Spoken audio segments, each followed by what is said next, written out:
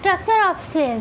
तो सबसे पहले जानते हैं सेंट्रोसोम बना किससे है। तो is made up of 2 perpendicular centrioles, A daughter centrioles and a mother centriole, linked together by interconnecting fibre. ये 2 परपेंडिकुलर सेंट्रियोल से बना है, जिसमें कि एक डॉटर होता है और दूसरा मदर सेंट्रियोल होता है, जो एक दूसरे से कनेक्ट होता है किसके द्वारा, तो इंटरकनेक्टिंग फाइबर्स के द्वारा।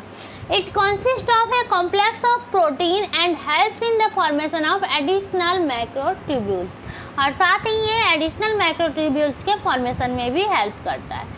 Centrosome in the animal cell is very much like DNA. Centrosome जो कि एनिमल सेल में पाए जाते हैं, उसमें DNA centrosome in the animal cell is very much like DNA. During cell division, one centrosome from the parent cell is transferred to its daughter cell in proliferating cell. The centrosome starts dividing before the S phase begins. The newly formed centrosome participate in organizing the mitotic spindles। मतलब कहा जा रहा है कि जब cell division होता है तो सेंट्रोसोम में जो पेरेंट सेल का फॉर्मेशन होता है वो क्या करते हैं, डॉटर सेल बनाते हैं, और फिर वो डॉटर सेल फिर से डिवाइड ही होता है और तब जाके एस फेज बिगिंस होता है, यानी एस फेज की शुरुआत होती है। The newly formed of the centrosome participate the organising the mitotic shield. जो नया फॉर्म होता है सेंट्रोसोम का, वो माइटोटिक स्पेंडल्स की तरह ऑर्गेनाइज होता है। During interphase the centrosome organise the astral ray. Interphase में क्या करता है सेंट्रोसोम, एस्ट्रल रेल को ऑर्गेनाइज करता है of microtubules that help in intercellular trafficking, cell adhesion and cell polarity। साथ ही ये किस में हेल्प करता है, तो इंटरसेलुलर ट्रैफिकिंग में, सेल एडहेंशन में और सेल पोलैरिटी में। इसके अलावा एक पोस्ट माइटोटिक डिवीजन होता है, जिसमें क्या करता है सेंट्रोसोम एक मैच्योर सेंट्रियोल को बनाता है और एक इमैच्योर सेंट्रियोल को बनाता है।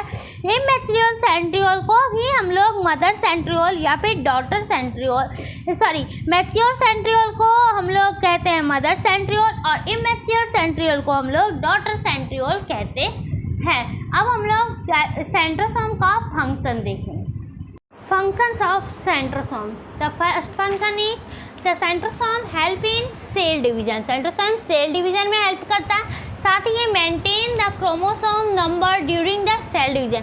सेल डिवीजन के समय में जो क्रोमोसोम का नंबर होता है उसके मेंटेनेंस में भी ये हेल्प करता है। साथ ही ये stimulate the change in the shape of the cell membrane by phagocytosis.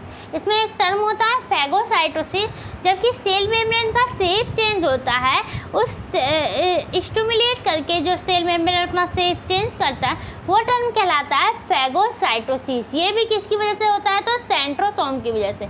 और माइटोसिस में ये हेल्प करता है ऑर्गेनाइजिंग में मैक्रोट्यूब्यूल्स के, साथ ही एंश्योर करता है सेंट्रोसोम को डिस्ट्रीब्यूट करने में डॉटर सेल में। और इसका लास्ट पॉइंट है कि ये रेगुलेट करता है movement of microtubules and cytoskeletal structure, thereby the facilitate changes of the shapes of the membranes of the animal cell।